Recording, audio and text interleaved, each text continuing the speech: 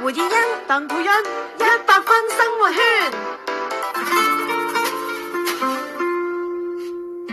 鍵琴又再響，聲音多漂亮，然而總遮不到我心傷。誰想不說一聲，逃出情場，偏偏不懂怎麼講。真係點樣講咧？真係好好聽啊！怎麼講？怎麼講？哎呀，我哋多謝翻個男聲嘅，點解？我哋邀請就係張崇基。Hello，崇基，好得意喎！今日呢個身份咧，係好少可咧喺直播間咧係被訪問。同埋你第一次踏入我哋呢個節目時間。係啊，我第一次同啊，係啦，我覺得真係好特別啦呢一個啊！我本嚟頭先想講，第一次同阿 Andrew 合作，但唔係。你之前嗰個節目我有做過你嘅嗰個時間嘅學生，係啦，教我哋都係好多年前嘅。有啊，係啊，其實真因為我喺 Fairchild 開咪嘅第一個節目啦，係啊，即係崇尚音樂，好正啊！咁啊 Michelle 有做過我拍檔啦，有啊，係獻出咗一個即係至今都我覺得 top 唔到噶啦，嗰個 Jingle 真係呢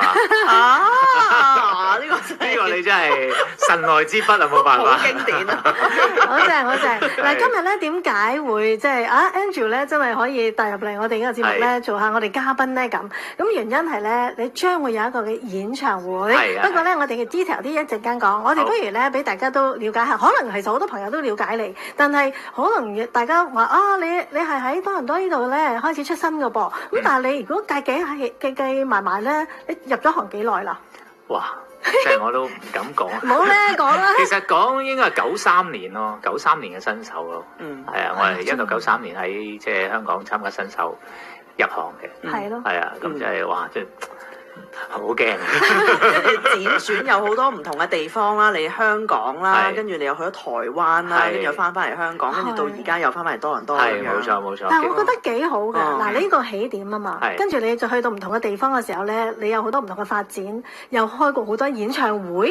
但係咧，你今次咧，你話唔係啊，我今次好特別㗎。其實我都好緊張嘅，因為咧今次係我首個，哇呢個問號嚟㗎，首個人演唱會。真係唔係問號，係啱嘅，感嘆號，感嘆號係真係第一次開個唱啦咁講，因為之前好多嘅演出，咁啊當然我喺翻咗多倫多都有機會喺有啲 event 啊，有啲節目嗰度表演啦，咁啊都係 solo 啦，但係真真正正 hold 一個演唱會，今次真係第一次咯。之前都係大型嘅演唱會，都係同細路一齊啦，我哋叫機會難得啦。咁啊今次就真係我自己諗咗個名叫 One Life。係啊，我好想知點解嘅。One Life 其實好短時間去諗呢個名，但係我又覺得幾中意嘅自己諗嘅時候，一 One 嘅即係第一次啦，咁啊同埋係 solo 啦，我自己一個人啊嘛，咁所以有兩個 meaning 啦。咁 Live 就即係 live 音樂啦，即係我覺得即係因為而家串流平台或者好多嘅 media，我哋都有機會聽到歌咯。但係我覺得 live 嗰種魅力咧，係真係。作為歌手又好，作為聽眾又好，我覺得都好特別嘅。係啊，尤其是我嚟咗多倫多都睇過好多次嘅演唱會。最近睇嗰次睇下 Bruno Mars 啦，係第一次去即係Roger Stadium 睇啦，哇，好震撼，真係好震撼啊！即係呢種 live 嘅就算你自己喺台上邊，成日都會喺台上面，但係你喺台下又有另外一個感覺嘅。係，絕對係。咁好啦，嗱，譬如你頭先講啦，One Life，呢個真係你個人嘅第一個演唱會啦。咁你係咪會即係由頭到尾都係你自己會即係諗晒，然之後擺晒你所有自己嘅元素落去？咁同你以往即係唔係個人嘅話，嗰個嘅最大分別係就係你可以我控制得佢容易啲，我好多嘢。最大分別我覺得係好多嘢可以做盡啲咯，盡啲。因為始終如果你係一個組合啊，或者一個二重唱組合，咁我哋始終要即係有個拍檔噶嘛。咁有啲嘢你自己未必想做，有陣時都未必可以喺個演唱會度做到，因為要 compromise 好多嘢。咁今次我覺得係真係一個機會，可以將我自己即係有多唔好講秘密武器，有好多即係想做，但係好多時候可能喺即係兩個人嘅演唱會未必做到嘅嘢，我會真係盡做咯。咁。我想問可唔可以透露少少，例如有啲乜嘢係你一路以嚟都冇做，而家今次一定做嘅？嗱，練琴啦，練吉他啦，練舞啦。哇！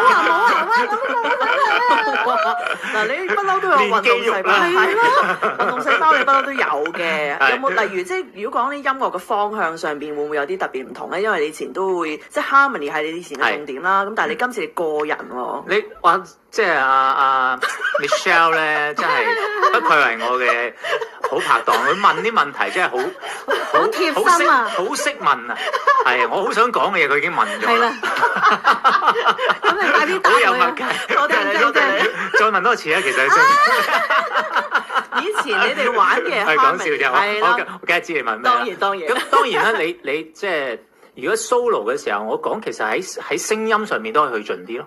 咁譬如有啲獨唱嘅歌係即係變咗二重唱，可能冇咁好聽嘅。咁今次我會唱啦。咁我會即係有參與唔同嘅，即係喺個樂隊入邊唔同嘅音樂嘅部分，我都想參與。即係可能喺 keyboard 度啊，或者喺吉他度啊，或者喺 percussion 嗰度啊。我都想參與嘅。同埋我會喺其實咧一知道話要開 solo 演唱會嘅時候咧，我就會諗下其實有啲咩歌我想即係特別係我會即係表現出嚟啦。咁啱啱大家即係節目開頭嗰首歌，其實就係我其實喺19年咧出咗一張我自己嘅唯一一張暫時啦一張 solo 嘅唱片，就叫做《我的80年代廣東歌》。咁咧入邊其實係因為其實我音樂咧就係受80年代薰陶嘅。咁好多係80後，即係嗰啲未出世啦。但係我就真係聽嗰啲歌長大，咁我就揀咗10首，同埋10個我覺得好 iconic 80年代嘅 artist 嘅歌去 cover 有男有女嘅。咁我好希望即係呢晚演唱會我盡量會唱多啲啦，因為其實呢張唱片都係到咗 hi-fi 嘅規格嘅，咁所以就好多真樂器啊，同埋錄音方面有我哋用一啲膽機啊去特別去錄嘅。咁我好希望將嗰個即係原汁原味可以當晚唱多啲咯。咁你會唔會為咗今次呢一個咁特別嘅一個自己嘅個人演唱會啦？自己可能有一啲嘅創作係淨係為今次嘅。哇！呢個又係一個好，我做過你學生啊，好主持啊，真係唔得唔讚啊，真係。即係我上嚟做嘉賓都做得好開心，好安樂啊！你明唔明？好安慰啊！我真係有，其實好得意嘅。我其實咧，我有好多創作嘅。係啊，即係以往係多數都係為咗即係有一段時間我喺亞洲電視做音樂總監啦，為咗電視劇啊寫過好多歌啦。咁亦都喺有一段時間喺華納唱片度做咗 in-house 嘅嘅製作人啦。咁亦都幫Sammy 鄭秀文同埋郭富城有寫過歌嘅。咁我都想將呢啲作品，我希望今次而家排緊歌單啦，希望可以喺我嘅第一次嘅 solo 演唱會度可以呈現啦。咁另外其實咧，我寫咗一首歌，係我自己好中意嘅，但係一路都冇一個 occasion 去唱出嚟。咁我覺得今次演唱會我會唱呢首從來未公開過、未有人聽過嘅一首作品，係啦。咁因為點解咧？我講講呢隻歌點解我冇攞出嚟？因為係比較有一啲人生嘅哲理，即係要咁上下，要沉澱到咁上下，同埋一個啱嘅氛圍、一個氣氛底下去聽，先可以特別有感覺。所以呢隻歌我一路都收埋。咁今次我覺得我會喺呢個演唱會度唱出嚟。歌講唔講得個名㗎？叫做最近過得怎麼樣，一首國語歌。最近過得怎麼樣？咦，似乎你其實咧喺創作上，即係我唔知啦，係以前你都會有廣東話嘅，但係你啱啱講嘅，咦國語你都好喜歡，係咪創作過？因為呢個歌詞係係我寫嘅。曲就唔係。咁因為我有陣時覺得國語歌詞容易啲寫啦。嗰個感情容易啲抒發。因為你廣東字個聲部多，有陣時你想講嘅嘢咧，未必可以好容易擺到落去。咁但係我覺得國語有陣時會即係可能嗰個本身個語言啦，即係其實英文歌我覺得好容易寫嘅歌詞啊，我自己覺得對我嚟講啦，即係唔係話英文歌容易寫嚇，即係英文歌詞會容易啲，因為你好容易將啲字擺到落去個旋律度咯。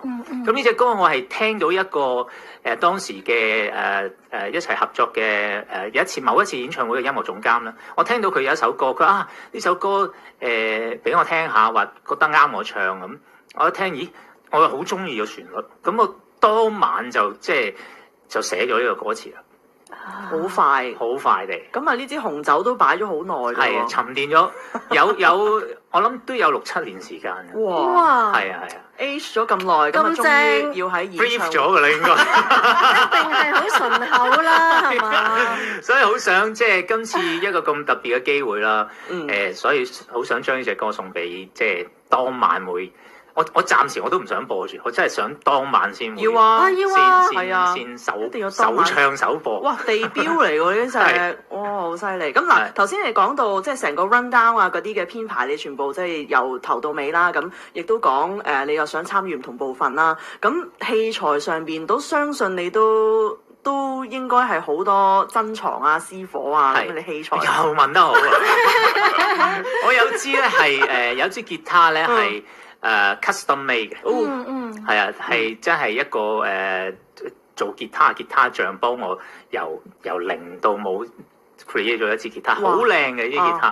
咁我成日都同自己講呢支吉他咧，唔彈得都睇得，即係你擺上個台度咧，已經好似啲藝術品咁。咁我今次好想將呢支吉他，又係未公開攞過出嚟彈唱嘅，咁我會攞呢支吉他上台，即係去同大家分享啦。哇，好正喎！真係唔買飛入去點得？係咯，同埋咧都係要賣下廣告，即係唔係廣告嚟嘅呢個，因為呢個場地咧其實咧1250啦，呢個 event centre 其實係一個 church 嚟嘅，係一個好靚嘅 church， 好直頭咧，我覺得係有啲似 Meridian Hall 嗰種感覺嚇。咁啲凳又好舒服啦，因為我哋周圍去睇過去即係好想。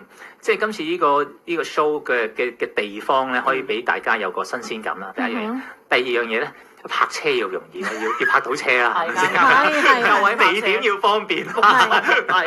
因為我去過 Roger Stadium， 我都知道嗰段路都唔易行嘅，雖然都好好玩。咁所以咧，考慮咗好多嘢。咁呢個地方又係即係容易啲啦，容易啲去啦，有車位啦，咁啊場地又非常之靚，音響又正。咁其實好多西人喺嗰邊開過演唱會㗎啦，咁啊華人嚟講，我係第一個啦。希望有更加多嘅機會喺嗰度做 show。正，好啊，好多第一次喎。係咯，係啊。再加埋其實如果喺即係教堂裏邊做呢一個嘅音樂會，我相信因為佢哋已經有 organ 喺度，即係有啲 acoustic 嘅做得好好。啲場地真係音響好緊要㗎嘛，你知演唱會一定好靚，一定好靚，咁十分之期待。咁嗱，如果講到咁樣咧，我哋都好想知道咧，即係有啲咩方法可以買到飛咯，最緊要買飛就簡單啦，隨時你打個電話過嚟咪得咯，即係嗰啲咩荷里活啊嗰啲咁樣咯，係啦，嗰啲即係常買到飛嗰啲地方啦，就會買到噶啦，咁啊，或者喺我哋嘅 Facebook 嗰度留言啦，咁啊問下咁樣，好容易嘅，好容易嘅，只要打張崇基，咁你就會出到個 post，One Live 就出咗個 post，咁啊好簡單啦，好簡單啦。OK。嗱頭先阿崇基都講啦，你都自己好中意創作嘅，我哋咧可唔可以咧聽下？因為你都有一首咧，我偷咗你啊，係嘛？就係呢首，我哋不如聽下先。話呢首歌好特別嘅，呢首歌係曲詞都我自己寫嘅。當時咧，如果你聽個歌嘅感覺有少少流浪嘅 feel，因為當時咧我就係即係喺香港就離鄉別井去到台灣度發展。咁咧就即係住喺一間好細嘅酒店房入邊。咁有一晚就為咗第二張唱片去諗去構思嘅時候，即係好想自己有創作啦。咁就寫咗呢一首歌啦。個歌名又係好長，愛怎麼說出口。咁就要聽下你點樣將呢首歌唱出來。唱出口啊！唱出口，我聽下先。心中的話到底要怎麼怎麼說？要怎麼說出口？要怎樣才讓你知道你對我多重要？愛怎麼說？我總是不懂說出口。我希望你能感覺到，讓我牽你的手，到世界的盡頭。好聽，同埋咧，我仲想講你係好有愛心嘅。你呢個演唱會係籌款㗎嘛？係其中嘅受惠機構係至愛啦。咁我亦都早前都去咗佢哋新開嘅一個 cafe 啦。咁啊，我覺得好值得支持啊呢個機構。冇錯，所以都今次都係我哋呢個演唱會受惠機構。係幫好多智障人士嘅。咁亦都今日咧真係多謝晒崇基啦。咁我哋祝你嘅演唱會成功，記住揾佢啦。好多謝兩位咁出色嘅主持訪問我。OK， 多謝晒。OK，Thank you。